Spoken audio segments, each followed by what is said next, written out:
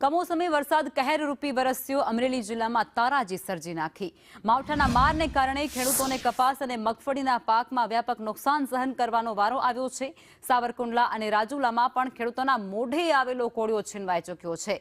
ત્યારે ધરતીપુત્રોના તૈયાર પાક પર કમોસમી વરસાદે પથારી ફેરવી નાખી છે। મગફળીના પાથરા પલળી જતાની સાથે જ પશુઓ માટેનો જે ઘાસચારો હતો તે પણ બરબાદ થઈ ચૂક્યો છે।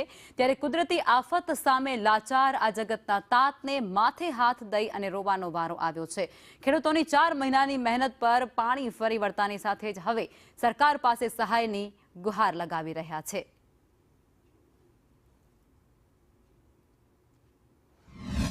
આ વર્ષે સિંગ અમે કાઢી અને વળતે દિવસે વરસાદ ચાલુ થઈ ગયો છે। આ 6ઠો દિવસ છે એટલે બંધ થયો નથી અને પાલો બધું સારોલો હાવ ખતમ થઈ ગયું છે।